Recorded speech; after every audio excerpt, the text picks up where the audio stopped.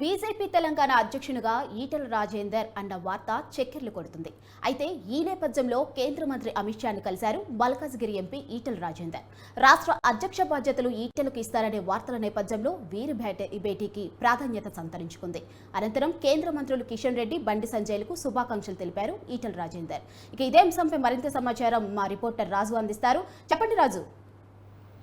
Thank you Madhuri. తెలంగాణలో BJP రాష్ట్ర అధ్యక్షుడిని మారుస్తారని చెప్పేసి కూడా నిన్నటి నుంచి కూడా ఇటు ఢిల్లీ నుంచి తెలంగాణ వరకు అయితే ఒక వార్త అయితే ఇక్కడ మనకు ప్రచారం జరుగుతూ ఉంది. ముఖ్యంగా సోషల్ మీడియాలో అయితే ఈటెల అభిమానులు కావచ్చు, అదేవిధంగా ఇటు బీజేపీ కార్యకర్తలు కావచ్చు, చాలా వరకు కూడా దీన్ని ఒక చర్చనీయాంశంగా చేసిన పరిస్థితి కూడా కనిపిస్తూ ఉంది. ముఖ్యంగా ఎందుకంటే ఇప్పటి వరకు కూడా రాష్ట్ర అధ్యక్షుడిగా కొనసాగుతూ ఉన్నటువంటి కిషన్ రెడ్డి నిన్న మోడీ 3.0 గవర్నమెంట్లో ఆయన క్యాబినెట్ మినిస్టర్గా ప్రమాణ స్వీకారం చేయడం జరిగింది. కాబట్టి ఖచ్చితంగా ఈసారి రాష్ట్ర అధ్యక్షుడిని మారుస్తారు అని చెప్పేసి కూడా ఏదైతే వార్త ఉందో అది ప్రచారంలో ఉంది. ముఖ్యంగా ఈసారి ఖచ్చితంగా ఆ స్థానంలో ఈటెల రాజేందర్కు కానీ, లేదంటే మహబూబ్ నగర్ నుంచి గెలిచినటువంటి డీకే అరుణకు కానీ, వీళ్ళిద్దరూ కూడా పోటీ పడుతూ ఉన్నారు. ఖచ్చితంగా ఈటెల రాజేందర్కు వస్తుందని చెప్పేసి కూడా ఇటు ఈటెల అభిమానులు కావచ్చు, అదేవిధంగా బీజేపీ కార్యకర్తలు కావచ్చు, పెద్ద ఎత్తున ఒక ప్రచారం అయితే జరుగుతూ ఉంది.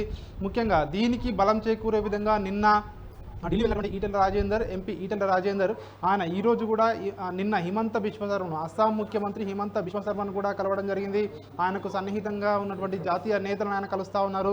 ఈరోజు కూడా కేంద్ర మంత్రిగా ప్రమాణ స్వీకారం చేసినటువంటి అమిత్ షాను కూడా కలవడం జరిగింది.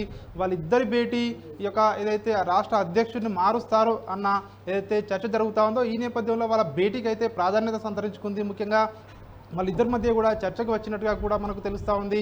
బీజేపీ రాష్ట్ర అధ్యక్షుడిని త్వరలోనే మారుస్తారు అని చెప్పేసి కూడా మనకైతే ఈ పరిణామాలన్నీ బట్టి చూస్తే కూడా మనకు అర్థమవుతూ ఉంది.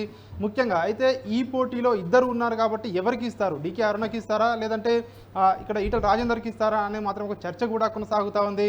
అదేవిధంగా ఇప్పటికే కేంద్ర కేబినెట్లోకి రాష్ట్రం నుంచి ఇద్దరిని తీసుకున్నారు. కరీంనగర్ ఎంపీ బండి సంజయ్, అదేవిధంగా సికింద్రాబాద్ ఎంపీ కిషన్ రెడ్డి, వీళ్ళిద్దరిని కూడా క్యాబినెట్లోకి తీసుకున్నారు. కాబట్టి ఖచ్చితంగా డీకే అరుణ, అదేవిధంగా ఈటెల రాజేందర్, వీళ్ళిద్దరిలో ఒకరికి ఖచ్చితంగా రాష్ట్ర అధ్యక్ష పదవి ఇస్తారు అని చెప్పేసి కూడా చెప్తా ఉన్నారు. ఒకవేళ ఈటెల రాజేందర్కు అధ్యక్ష పదవి ఇస్తే డీకే అరుణకు ఇప్పటికే ఆమె జాతీయ ఉపాధ్యక్షురాలుగా కొనసాగుతూ ఉన్నారు. కాబట్టి ఆమెకి ఎక్కడ అకామిడేట్ చేస్తారు అనేది ఒక చర్చ కూడా జరుగుతూ ఉంది.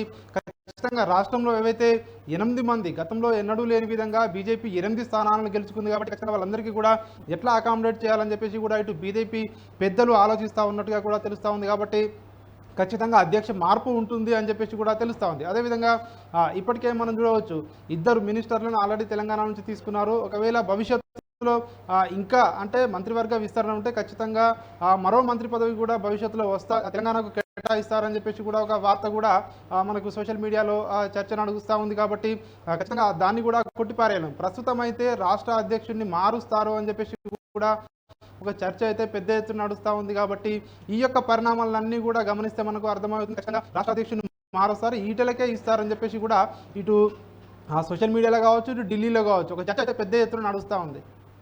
Right, thank you Raju.